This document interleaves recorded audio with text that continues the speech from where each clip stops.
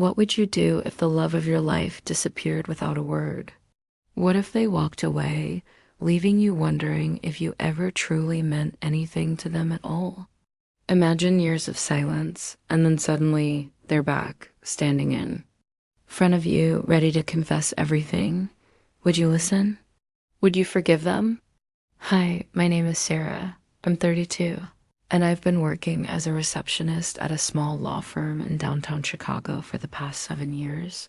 It's a steady job, and it keeps me busy, but it's nothing compared to the life I thought I'd have with him.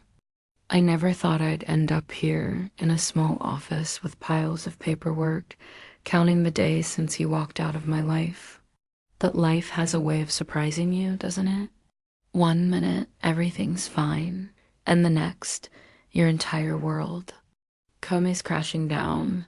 The morning we met was one of those perfect, sun-drenched days that felt like it could have been plucked straight from a movie. I was 25, fresh out of college, starting my first real job, trying to find my place in the world when Ethan walked into my life. He wasn't a client, not someone I'd normally have to interact with. He wasn't even supposed to be there. He was just ... a friend of my boss's, a family friend. And at first, I didn't give him much thought. I didn't have time to. I was busy trying to prove myself at work. But then he smiled, and everything changed. I remember the way his eyes caught mine across the room the moment I first looked. Up. He wasn't even trying to, but there was this pull, this magnetic force that made me freeze. For a second, I forgot where I was. All I could see was him, this guy who had a way of making you feel like you'd known each other forever. His eyes, bright and intense, locked onto mine and held there, as if we shared some secret no one else knew. His smile was warm, almost disarming, and just like that, I knew this wouldn't be the last time we crossed paths. He was different from the others. There was something in the way he carried himself, confident yet humble. He had this easy charm that made people comfortable, but it wasn't just that. It was the way he listened. It was the way he noticed the little things, the things that most people overlook. The way his eyes would light up when we talked about anything, no matter how small. He made you feel like your words mattered, but it wasn't just his charm. It was something deeper, something that I couldn't explain. He made me feel ... It didn't take long for us to become friends. He was always around the office, popping in to visit my boss, and somehow we always found ourselves talking about work, about life. Slowly, I realized that I looked forward to our conversations. There was something about him that made me feel safe, like I didn't have to pretend to be someone I wasn't, and that was rare. But as the weeks went on, something else happened, something I wasn't prepared for. I started to feel something more. I knew I shouldn't. He was my boss's friend after all. But the way he smiled at me, the way he remembered the little details about me, it made me feel special. For the first time in a long while, I felt like I wasn't just blending into the background of life. I tried to ignore it at first. I told myself that I was just imagining things, that maybe I was looking for something to fill the void that had been left when I lost myself in the monotony of daily routine. But no matter how hard I tried, I couldn't shake the feeling. It was like there was an unspoken connection between us, one that neither of us was brave enough to acknowledge. And then came the day that changed everything. It was a Thursday afternoon. A little over a year after we first met, I was sitting at my desk, staring at the pile of work in front of me when I heard footsteps. I looked up, expecting to see my boss, but instead, it was Ethan. He was standing there in the doorway, looking like he'd just stepped out of a dream. His usual easy smile was there, but there was something else in his eyes, something I hadn't seen before, something intense. Something I couldn't understand. "Hey, Sarah," he said, stepping into the office with his hands in his pockets. "Got a minute?" I nodded, trying to ignore the way my heart seemed to race at the sound of his voice. Sure, what's up? He leaned against the desk, his posture casual, but his eyes never left mine. You've been doing a great job here. I've been meaning to tell you that. I felt a warmth spread through me at the compliment. But then he said something that caught me completely off guard. Do you ever think about what comes next? He asked, his voice soft but serious. I mean, life after all this the daily grind. I blinked, unsure of how to respond. What do you mean? He shrugged, his gaze thoughtful. I don't know. I guess I just wonder sometimes. You've been doing this for so long. Doesn't it ever make you feel like there's more out there? Something different, something exciting? I felt the weight of his question sink in. Was he asking about work? Or was he asking about life in general? About me? About us? I guess I've just never really thought about it, I replied, my voice quiet. This is what I do. It's stable, it's safe. I don't really need anything else. There was a long pause between us, one that seemed to stretch on forever. He looked at me, and for a moment, there was an unspoken understanding in his eyes. It was like he saw something in me that I hadn't even realized was there, a longing, a yearning just beneath the surface. You deserve more than this. Sarah, he said softly, almost as if he was speaking to himself. I just want you to know that. His words hung in the air long after he left. I sat there for hours, unable to shake the feeling of his gaze on me, the weight of his words. I didn't know what was happening. I didn't know what to do with the way he made me feel. But one thing was certain, nothing would ever be the same again. The days that followed were strange. Every time I saw Ethan, my heart seemed to skip a beat. His presence lingered in the air, even when he wasn't around. I couldn't stop thinking about our conversation, the way he had looked at me, the intensity in his eyes. There was something unspoken between us, something that neither of us had dared to acknowledge fully. I tried to stay focused on work. I buried myself in paperwork and phone calls, anything to distract myself from the unsettling feelings I was having. But it didn't work. Every time Ethan walked into the office, I felt like I was holding my breath, waiting for him to say something. Anything that would break the tension that had been building between us one afternoon. A week after our conversation, Ethan walked into the office with that same easy smile he always had. But today, there was something different about him. He seemed unsure, like he was wrestling with something inside. For a moment, I wondered if it was just me projecting my own confusion onto him, but then I saw the way his eyes flickered when he looked at me. They were searching, almost as if he was waiting for something from me. Sarah, he said, his voice low and steady. Got a second? I nodded, pushing my chair back from the desk. My palms were clammy. It had been like this for days, a constant tension that I couldn't shake. Of course, Ethan, what's up? He gestured toward the small break room where we often had lunch. As we walked, I tried to ignore the way my heart was pounding in my chest. This wasn't just a casual conversation anymore. I knew that now. Everything felt different. We sat down across from each other, the small table between us suddenly feeling like an ocean. Ethan looked at me for a long moment before speaking again, his hands fidgeting with the corner of the napkin he had picked up. You've been on my mind, he said quietly, his voice barely above a whisper, more than I should admit. My breath hitched in my chest. This was the moment I'd been both dreading and hoping for, but I couldn't bring myself to say anything. I just sat there, waiting for him to continue. I've been thinking about what I said the other day, he said, his gaze never leaving mine. About you deserving more than this office, this life. You deserve more than just safe and comfortable. You deserve more than just getting by. I swallowed, trying to keep my voice steady, Ethan, I don't know what you mean. I'm fine. Here, this is my life. It's not glamorous, but it's real.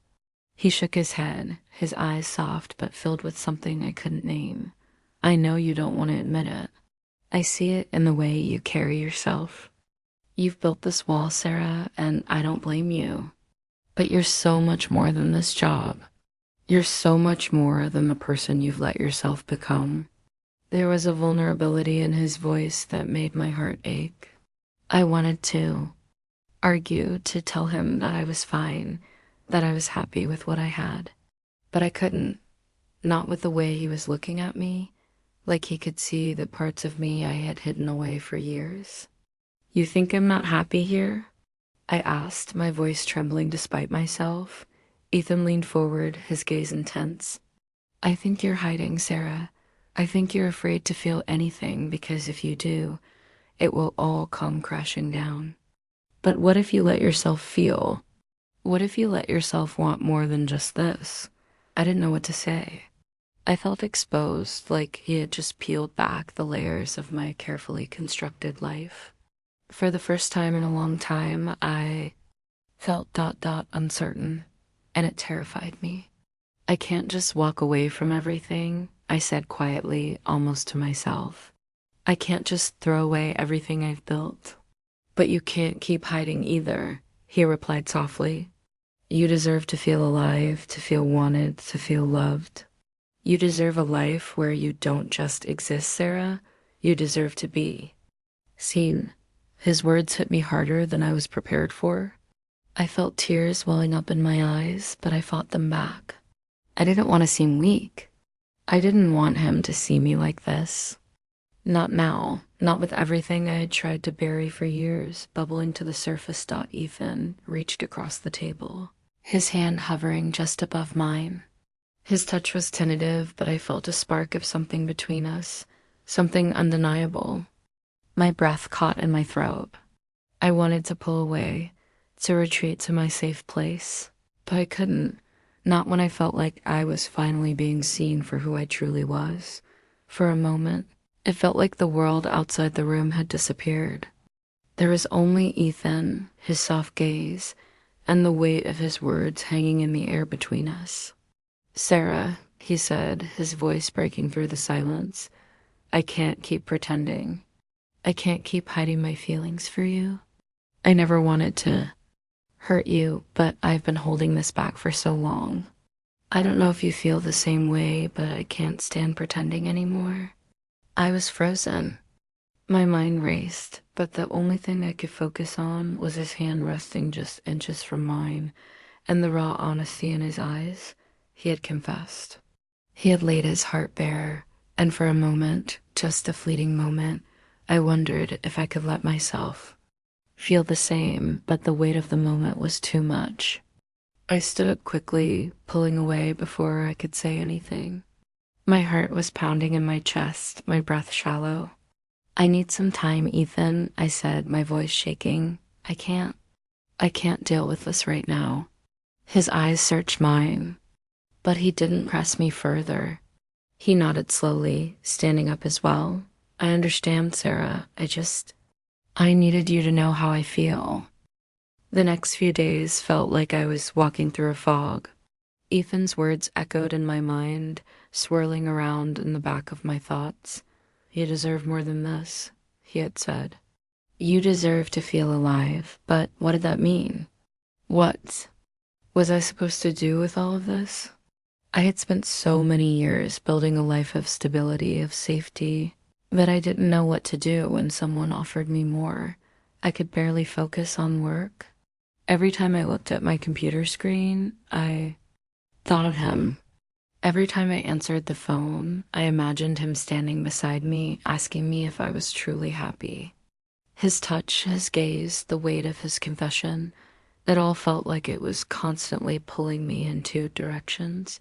And then, just when I thought I had a grip on myself, just when I thought I could push all those emotions aside, he showed up again.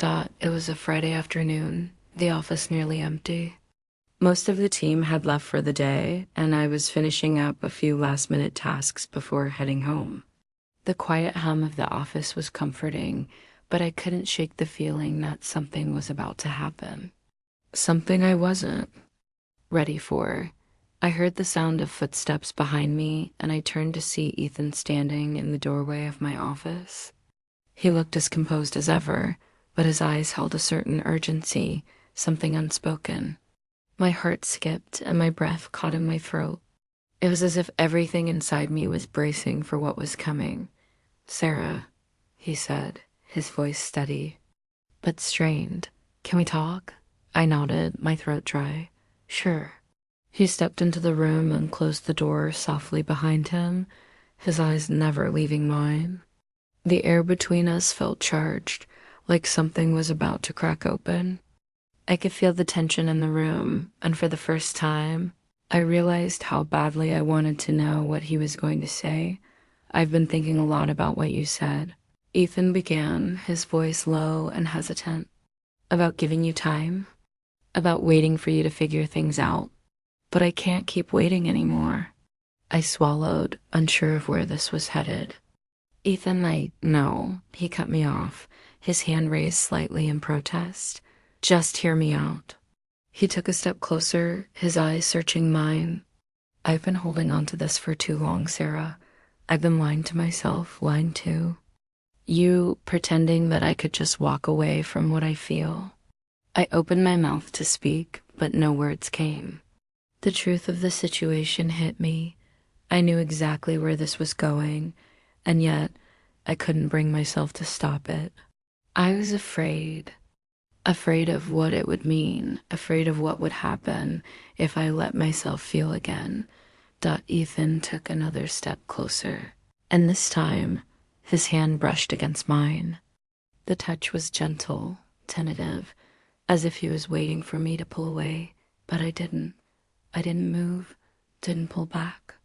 Instead, I felt a warmth spreading through me, something I hadn't felt in years, something raw and vulnerable, something I had denied myself for so long.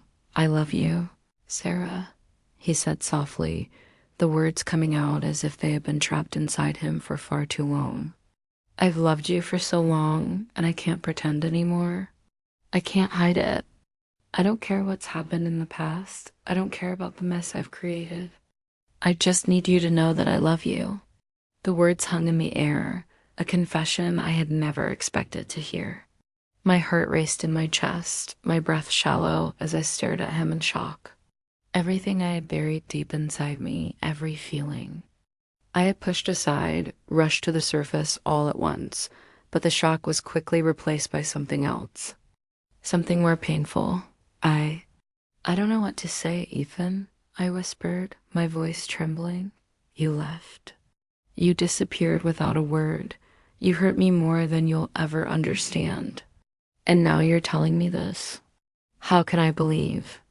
Ethan's face fell, and for the first time, I saw the pain in his eyes, the regret, the guilt. He looked like he was losing everything. "I never wanted to hurt you, Sarah," he said, his voice breaking. I was scared. I didn't know how to handle what I felt. And I thought if I walked away, I'd be protecting you. But all I did was leave you with nothing. My emotions were a whirlwind. Part of me wanted to yell at him, to demand answers, to force him to feel the pain I had carried for so long. But another part of me, the part that had never stopped loving him, just wanted to reach out, to take him in my arms and forget everything that had come before. But I couldn't let myself go back to the place where it had all fallen apart. "I don't know if I can forgive you, Ethan," I said, my voice barely a whisper. "I don't know if I can ever let go of what you did." He looked at me, his eyes pleading. "I don't expect you to forgive me right away. I just needed to tell you how I feel. And if you can't forgive me, if you can't love me the way I love you, then I'll leave. I'll walk away, but at least I'll know that I was honest with you." His words hit me like a punch. For a moment, I just stood there, frozen, trying to process everything. My heart was torn between two sides, the part of me that still wanted him, and the part of me that couldn't forget the pain he caused. "You can't just ask me to forgive you," I said, my voice shaking. "You can't just expect me to let go of everything." And then, just as I thought I couldn't take it anymore, Ethan stepped closer.